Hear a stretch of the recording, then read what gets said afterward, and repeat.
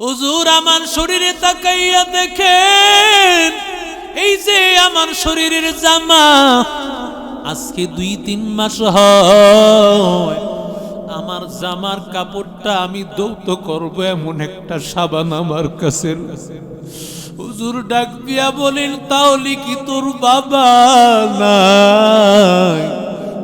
ছাত্রটা ডাক দিয়া বলে, হুজুর আমার বাবা লালমনিরহাটে ট্রাক্টর চালাইতেছিলেন, এমন সময় ট্রাকের ধাক্কায় আমার বাবা দুনিয়া থেকে বিদায় হয়ে গেছে। আমি বড় এতিম, আমার মা নাই, আমার বাবা নাই।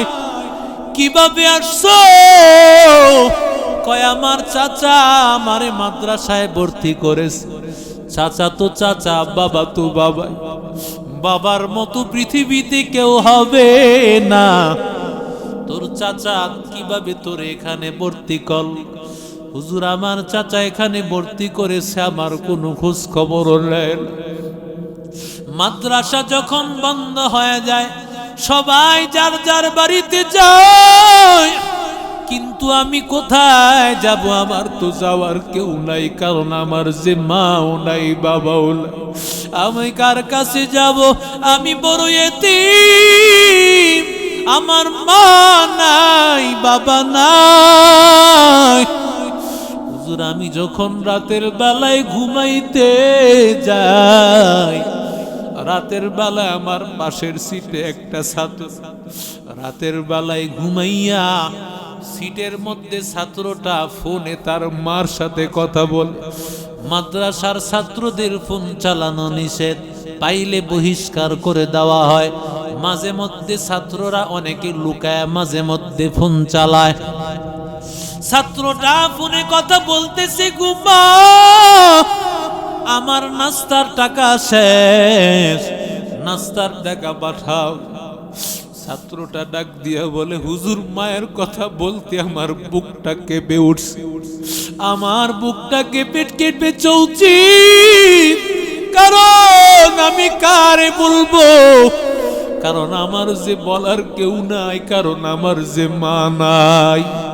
আমি আর শুয়ে থাকতে পারলাম না, সাথে সাথে আমি বিছানা থেকে উঠিয়া গেলাম।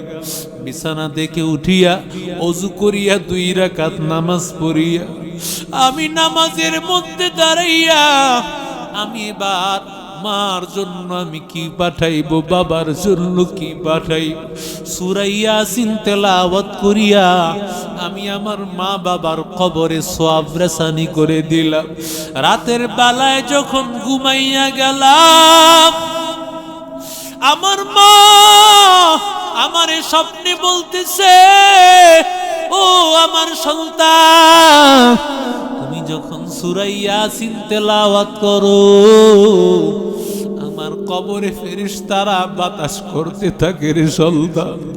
এবার জামালপুরের মুসলমান বলো, আল্লাহ তো হাবলুল্লাহ না বলিয়া আল্লাহ বলতে পারতেন ওয়াতাসিমুল কোরআন।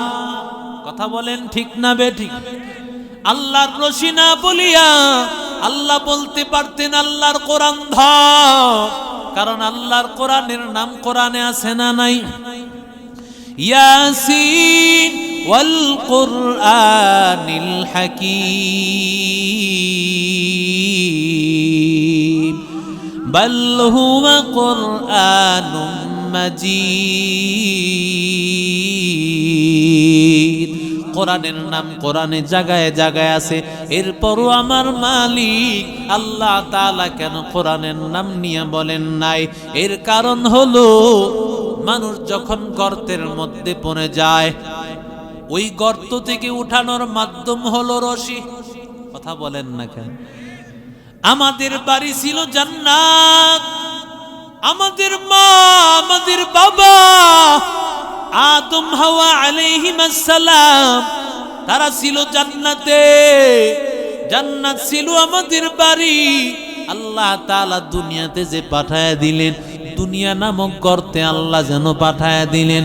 আল্লাহ বলতে চান, এরে বান্দা দুনিয়া নামক গর্তের মধ্যে পড়ে গেছো, গর্তে পড়লে বান্দা রশি এক মাথা দিলে আরেক মাথা বান্দা ধরলে তো বান্দা টান দিবে তো রশি দিয়া উপরে উঠিয়া যাবে। আল্লাহ ডাক দিয়া কয়, এরে বান্দা, আমি আল্লাহ তাআলা কোরআন নামক রশিটা তোমার কাছে পাঠাইয়া দিলাম।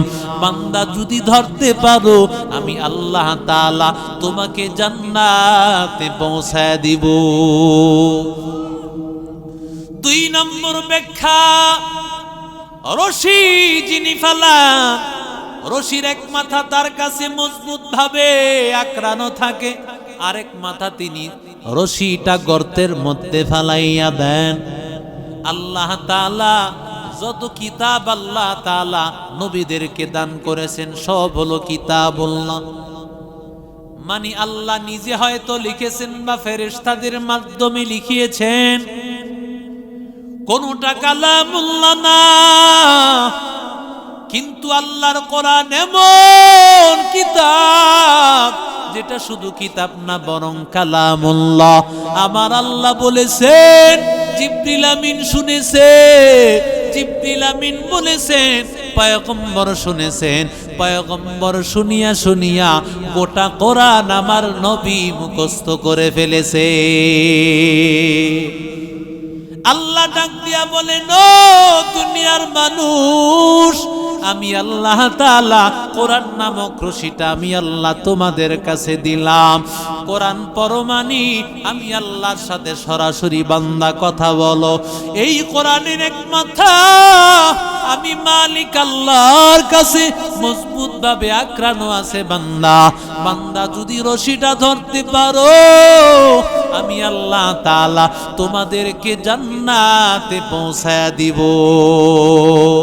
আতিনা ফি দারে দুনিয়া না হাসান, আতিনা ফি দারে উকবা না হাসান, ইয়া গিয়াসাল মুস্তাগীসিন হদিনা ইফতিখারা বিল উলুমি ওয়াল গিনা, কাদের কুদরত দারি বাল কামাল, আনতা রব্বি আনতা হাসবি যুল জালাল, তুহি কাদের জলিলুল্লাহ জাহাদার, বাহার হালে তুহি মেরা নেগাহদার। জোরে কোন আল্লাহু আকবার। এই কোরআন এমন দামি কালাম, এই কোরআনের সাথে যার সম্পর্ক আল্লাহ তার দাম বাড়াইয়া দেয়। ও জামালপুরের যুবক, তাকাইয়া দেখো আমার আপনার শরীরের মধ্যে কত দামি দামি কাপড়, 1000 টাকা গজের কাপড়। ওই কাপড়টা যখন পায়ের সাথে লাগে সালাম করিনি, কথা কয় না কেন? না না, সালাম করি না। কিন্তু কোরআনের যে কাপড়টা দিয়া কোরআনকে গিলাফ বানানো হয়, কোরআনটাকে পেঁচানো হয়, ওই কাপড়টা যদি হঠাৎ করে জমিনে পড়ে আছে, পায়ের সাথে লেগে গেছে, বান্দা কাপড়টা নিয়ে মুখে লাগায়, চুমু খাইতে থাকে। আর ইমাম সাহেবকে বলে, হযরত অন্যায় হয়ে গেছে, আল্লাহর কালামের গিলাফটা পায়ের সাথে লেগে গেছে, আল্লাহ কি আমাকে মাফ করবে নাকি? কত বড় অন্যায় করে ফেললাম, কি করলে আল্লাহ আমাকে মাফ করবে? এরে আল্লাহর গোলাম, তাকাইয়া দেখো আমার আপনার ঘরের মধ্যে কত দামি দামি কাঠ, বার্মাটিক সেগুনের কাঠ, এত দামি দামি কাঠ দিয়া ফার্নিচার বানাইছো বান্দা। ঘরের মধ্যে হাঁটার পথে বান্দা পা লেগে যায়, এমন কেউ আছে নাকি জামালপুরের পা লাগলে সালাম করে? কথা বলেন না কেন? কিন্তু আল্লাহর বান্দা, কোরআনের যে কাঠ দিয়া রেহাল বানানো হয়, ওই কাঠটা যদি বান্দার পায়ের সাথে লেগে যায়, বান্দা কাঠটা বুকে লাগায় চুমু খায়। এরে আল্লাহর বান্দা, এরে নবীর আশিক উম্মতের দল, দুনিয়ার অন্য অন্য কাগজের দিকে তাকাইয়া দেখো, যে কোনো কাগজের মধ্যে কোরআন ছাড়া অন্য অন্য যা কিছু লেখা হয়, ওই লেখাগুলো ধরতে হইলে গেলে কি অজু লাগেনি? আরো জোরে বলেন না। কোনো কিতাব ধরতে অজু লাগে না, এমনকি হাদিসের কিতাব ধরতেও তো অজু লাগে না। কথা বলেন না কেন? কিন্তু আল্লাহর কালাম এমন দামি কালাম, যেই কালামকে আল্লাহ তাআলা এই সামান্য একটু কাগজের মধ্যে কোরআনটা যখন লেখা হয়েছে, ওই কোরআনটা লেখার কারণে আল্লাহ তাআলা কেমন দামি বানায় দিয়েছেন। আল্লাহ বলেন লা ইয়ামাসসুহু ইল্লাল মুতাহহারুন।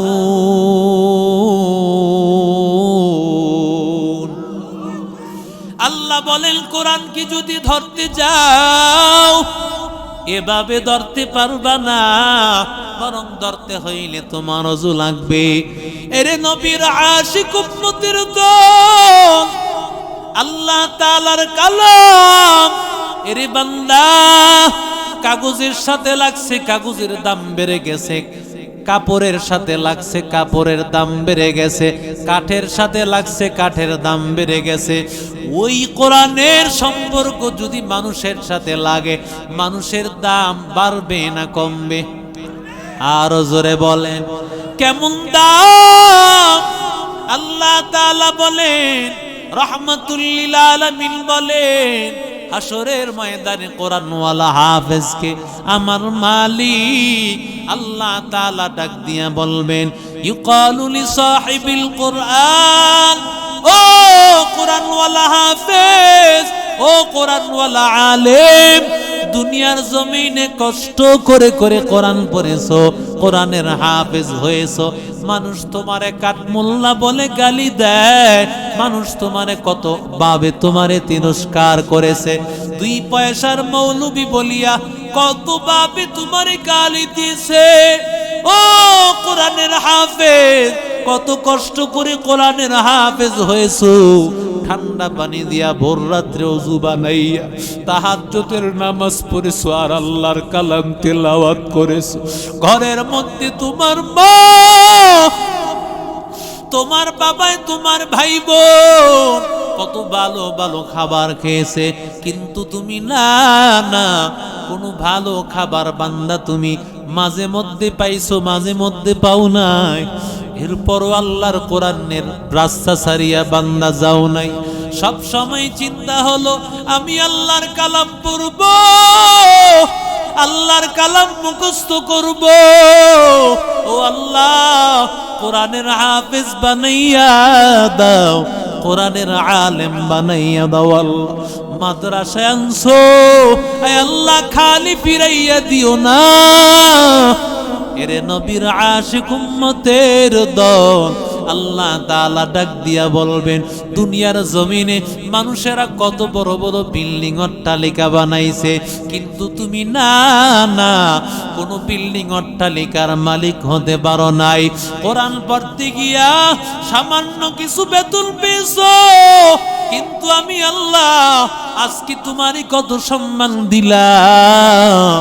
আমি আল্লাহ তাআলা আজকে অর্ডার করতেছি, ইকরা ওয়ারতাকি, এক একটা আয়াত তেলাওয়াত করতে থাক, আর এক এক তালা বিল্ডিং উপরে উঠতে থাক। ফা ইন্না মানজিলাকা ইনদা আখিরি আয়াতিন তাকরাউহা, 6236টা আয়াত। বান্দা দুনিয়ার জমিনে 100-150 তালা সর্বোচ্চ পরিমাণ বিল্ডিং, তারপরও সাধারণ ইট দিয়া বানালো, সাধারণ ম্যাট্রিয়াস দিয়া বানালো। আল্লাহ তাআলা জান্নাতের মধ্যে বান্দা যেই বিল্ডিংটা তোমারে দান করবেন, একটা ইট স্বর্ণের, আরেকটা ইট হবে রূপার, আস্তরটা হবে মেশক আম্বরের। এত দামি বিল্ডিং আল্লাহ তাআলা দান করবেন, 6236 তালা সর্বোচ্চ বিল্ডিং। আরো জোরে কোন? দুনিয়ার মতোই তো হবে না? আরো জোরে কোন?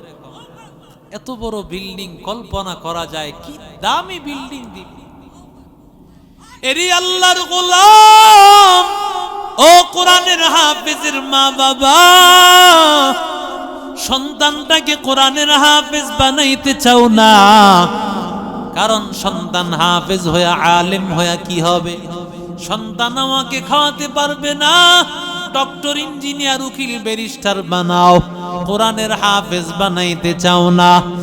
অথচ আল্লাহর বান্দারা যারা চিন্তা করে না না আমার কোরআনের একজন হাফেজ আমার দুনিয়াতেও কাজে লাগবে, হাসরেও কাজে লাগবে, কবরেও কাজে লাগবে, ওই বান্দা টাকা পয়সার দিকে তাকায় না, নিজে কষ্ট করিয়া রিক্সা চালায়, সন্তানটারে মাদ্রাসায় পড়ায়। এরি আল্লাহর বান্দা যুবক, এত কষ্ট করিয়া আল্লাহর বান্দা ঘাম জড়ায়ের পরও সন্তানটারে মাদ্রাসায় পড়ায়। এমন অনেক মহিলা গার্মেন্টসে কাজ করে, স্বামী নাই, কষ্ট করিয়া মাসে কয়েক হাজার টাকা বেতন পায়, সন্তানটারে মাদ্রাসায় পড়ায়। সেদিন দেখলাম এক মহিলা মোতামিম সাহেবের কাছে, সেই নারায়ণগঞ্জ এক মাদ্রাসায়, মহিলাটা ইট ভাঙ্গে, অন্যের বাড়িতে কাজ করে, কিন্তু সন্তানটারে মাদ্রাসায় পড়ায়। আল্লাহর ফজলে সন্তান কোরআনের হাফেজ হয়ে গেছে। আল্লাহর নবী ডাক দিয়ে বলেন, মান করাল কোরআন ওয়া আমিলা বিমা ফি, যেই বান্দা কোরআন পড়বে, কোরআনের হাফেজ আলেম হবে, এই বান্দা কোরআন অনুযায়ী আমল করবে, উলবিসা ওয়ালিদাহু তাজাই ইয়াউমাল কিয়ামা, হাসরের ময়দানে আল্লাহ তাআলা ওই সন্তানের মা বাবারে ডাক দিবে, এর সন্তানের মা বাবা আয় আয়, আমি আল্লাহ তাআলার কাছে আয়। দুনিয়ার জমিনে সন্তানদারে তুমি ডাক্তার ইঞ্জিনিয়ার উকিল ব্যারিস্টার বানাও নাই, শিল্পপতি বানাও নাই, সন্তানটার চিন্তা ছিল আমার সন্তান কোরআনওয়ালা হবে, হাফেজ হবে, আলেম হবে, আমার সন্তান যেন আমার কবরে কাজে লাগে, হাসরে কাজে লাগে। এরে আল্লাহর বান্দা, আজকে আয়, আমি আল্লাহ তোরে সম্মান দান করব, এমন একটা দামি নূরের মুকুট পরায় দিবে, যাওহু আহসানু মিন যাওইশ শামসি ফি বুয়ুতিদ দুনিয়া। নবী বলেন, যার আলোটা সূর্যের আলোর চাইতে 1000 কোটি গুণ বেশি হবে। এরে নবীর আশিক উম্মতের দল, নবী বলেন, ফামা জান্নুকুম বিল্লাযী আমিলা বিহাদা, যদি সন্তানের মা বাবার এত মূল্য হয়, নবী বলেন যারা কোরআন পড়িয়া হাফেজ আলেম হবে তাদের সম্মান কেমন হবে তোমরা ধারণা করিয়া না। আল্লাহু আকবার বলে, লা ইলাহা, জোরে লা ইলাহা ইল্লাল্লাহ, লা ইলাহা, লা ইলাহা ইল্লাল্লাহ, লা ইলাহা ইল্লাল্লাহ।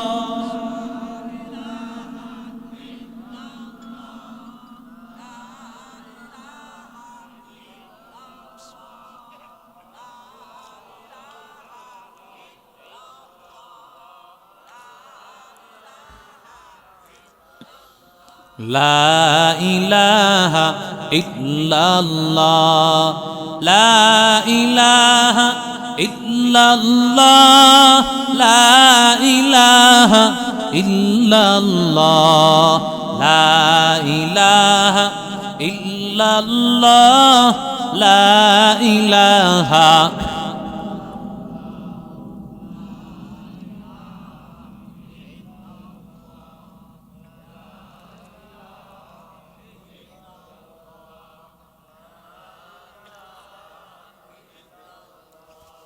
লা ইলাহা ইল্লাল্লাহু মুহাম্মাদুর রাসূলুল্লাহ সাল্লাল্লাহু আলাইহি ওয়াসাল্লাম। হাফেজ কোরআনের মা বাবাকে, আলেমের মা বাবাকে আল্লাহ এমন 2 জোড়া দামি পোশাক আল্লাহ তাআলা বরায় দিবেন, পয়গম্বর বলেন আদম নবী থেকে নিয়ে কিয়ামত পর্যন্ত কেউ এই 2 জোড়া দামি পোশাকের মূল্য দিতে পারবে না। এত দামি 2 জোড়া পোশাক, এত দামি 2 জোড়া পোশাক, কত দামি পোশাক তুমি পরবা। এরে বান্দা, হাফেজের মা বাবা, আলেমের মা বাবারে আল্লাহ যত দামি পোশাক পরাইবে এর চেয়ে দামি পোশাক আল্লাহ কাউরে দিবে না। হাফেজের মা বাবা রিক্সা চালাইতো, ভ্যান গাড়ি চালাইতো, খেতে খামারে কাজ করতো, মহিলা সাধারণ গৃহিণী ছিল, ঘরে কাজ বাজ করতো। আল্লাহকে বলবে, ও আল্লাহ বিমা খুশি না হাদা, আয় আল্লাহ কেন এত দামি পোশাক আল্লাহ পরায়া দিলা? আমি তো এত বড় কিছুই ছিলাম না, সাধারণ একজন মানুষ ছিলাম। আল্লাহ ডাক দিয়া বলবেন, লিয়াকসি ওয়ালাদিকুমুল কুরআন, যেহেতু তুমি বান্দা, যদিও তুমি কোরআনওয়ালা না, যদিও তুমি বড় আলেম বান্দা, তুমি সাধারণ ছিলা, কিন্তু সন্তানটাকে মাদ্রাসায় পড়াইছো, সন্তানটাকে মারকাজুদ দাওয়া ওয়াল ইরশাদ মাদ্রাসায় পড়াইছো, ওই মাদ্রাসায় সন্তানটাকে দিয়েছো, সন্তানটাকে কোরআনওয়ালা বানাইছো। এই জন্য আমি আল্লাহ তাআলা এত দামি পোশাক আমি আল্লাহ তোমার শরীরে আমি আল্লাহ পরাইয়া দিলাম।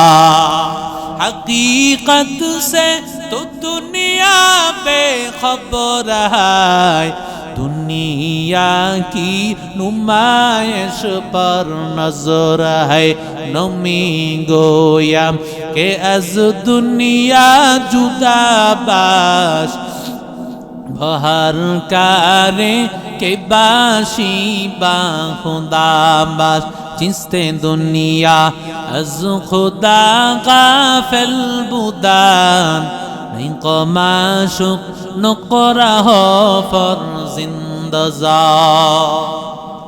एरे नबीर आशिक उम्मतिर दल, एमन माद्रासाय छात्र पावा যায়, এমন ছাত্র এরে আল্লাহর বান্দা, এমন এতিম অসহায় ছাত্র মাদ্রাসায় পড়ে যার দেখাশোনার কেউ নাই। ওই বান্দা মাসের পর মাস মাদ্রাসায় পড়ে আছে, বন্ধ দেয়, ছাত্রটা বাড়িতে যাবে এমন কেউ নাই, কার কাছে যাবে? আমাদের এক বুজুর্গ আলেম ওই চট্টগ্রামে নাজিরহাট মাদ্রাসায় আল্লাহর বান্দা যখন যায়, সেখানে যাওয়ার পরে মাদ্রাসার মুতামিম সাহেব বলতেছেন, হুজুর আমার মাদ্রাসার এমন একটা ছাত্র আছে, ওই ছাত্রটা ঘুম থেকে যখন উঠে ঘুমের মধ্যে ছাত্রটা সূরা ইয়াসিন তেলাওয়াত করতে থাকে। হুজুর এবার ছাত্রটাকে দেখতে চান, ছাত্রটাকে দেখার পর হুজুর জিজ্ঞাসা করেন, তোমার বাড়ি কোথায়? ছাত্রটা বলে, হুজুর আমার বাড়ি লালমনিরহাট। কোথায় লালমনিরহাট আর কোথায় চট্টগ্রাম?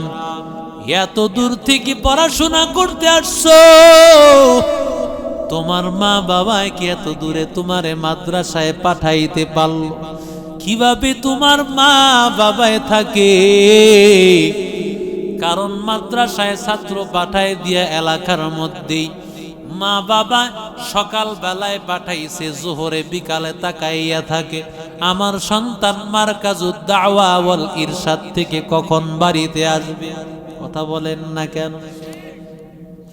এরে নবীর আশিক উম্মতের দল, কারণ মা বাবা সন্তানের প্রতি পাগল, সন্তানকে মাদ্রাসায় দিয়া মা বাবায় সন্তানের জন্য পাগল থাকে। আল্লাহর বান্দা ডাক দিয়া বলে, তোমার মা বাবায় কিভাবে এত দূরে পাঠায়া দিল? মা বাবার কথা বলতেই ছাত্রটা মাথা নিচের দিকে দিয়া চোখের পানি ফালাইতেছে। হুজুর একটা একটা কথা বলে ছাত্রটা কান্না করে। হুজুর ডাক দিয়া কয়, রে বাবা, আমি তোমারে কি বললাম? কি কারণে তুমি কান্না করতেছো বাবা? ছাত্রটা ডাক দিয়া বলে, হুজুর, এভাবে কান্না আসে না, কান্না আসার পেছনে বড় বড় একটা ব্যথা আছে। হুজুর, আমার শরীরে তাকাইয়া দেখেন, এই যে আমার শরীরের জামা, আজকে 2-3 মাস হয় আমার জামার কাপড়টা আমি ধৌত করব এমন একটা সাবান আমার কাছে। হুজুর ডাক দিয়া বলেন, তাহলে কি তোর বাবা নাই? ছাত্রটা ডাক দিয়া বলে, হুজুর, আমার বাবা লালমনিরহাটে ট্রাক্টর চালাইতেছিলেন, এমন সময় ট্রাকের ধাক্কায় আমার বাবা দুনিয়া থেকে বিদায় হয়ে গেছে। আমি বড় এতিম, আমার মা নাই, আমার বাবা নাই। কিভাবে আসছো? কয়, আমার চাচা আমারে মাদ্রাসায় ভর্তি করেছে। চাচা তো চাচা, বাবা তো বাবা, বাবার মতো পৃথিবীতে কেউ হবে না। তোর চাচা কিভাবে তোর এখানে ভর্তি কর? হুজুর, আমার চাচা এখানে ভর্তি করেছে, আমার কোনো খোঁজ খবর নেই। মাদ্রাসা যখন বন্ধ হয়ে যায়, সবাই যার যার বাড়িতে যায়, কিন্তু আমি কোথায় যাব? আমার তো যাওয়ার কেউ নাই, কারণ আমার যে মাও নাই, বাবাও নাই। আমি কার কাছে যাব? আমি বড় এতিম, আমার মা নাই, বাবা নাই। হুজুর, আমি যখন রাতের বেলায় ঘুমাইতে যাই, রাতের বেলায় আমার পাশের সিটে একটা ছাত্র, রাতের বেলায় ঘুমাইয়া সিটের মধ্যে ছাত্রটা ফোনে তার মার সাথে কথা বলে। মাদ্রাসার ছাত্রদের ফোন চালানো নিষেধ, পাইলে বহিষ্কার করে দেওয়া হয়। মাঝে মধ্যে ছাত্ররা অনেকে লুকায় মাঝে মধ্যে ফোন চালায়। ছাত্রটা ফোনে কথা বলতেছে, গুমা, আমার নাস্তার টাকা শেষ, নাস্তার টাকা পাঠাও। ছাত্রটা ডাক দিয়া বলে, হুজুর, মায়ের কথা বলতে আমার বুকটা কেঁপে উঠছে, আমার বুকটা কেঁপে কেঁপে চলছি, কারণ আমি কারে বলবো? কারণ আমার যে বলার কেউ নাই, কারণ আমার যে মা নাই। আমি আর শুয়ে থাকতে পারলাম না, সাথে সাথে আমি বিছানা থেকে উঠিয়া গেলাম। বিছানা থেকে উঠিয়া ওযু করিয়া 2 রাকাত নামাজ পড়িয়া আমি নামাজের মধ্যে দাঁড়াইয়া আমি এবার মার জন্য আমি কি পাঠাইব, বাবার জন্য কি পাঠাইব, সূরা ইয়াসিন তেলাওয়াত করিয়া আমি আমার মা বাবার কবরে সওয়াব রেসানি করে দিলাম। রাতের বেলায় যখন ঘুমাইয়া গেলাম, আমার মা আমারে স্বপ্নে বলতেছে, ও আমার সন্তান, তুমি যখন সূরা ইয়াসিন তেলাওয়াত করো, আমার কবরে ফেরেশতারা বাতাস করতে থাকে, রে সন্তান, তুই সূরা ইয়াসিন তেলাওয়াত কর।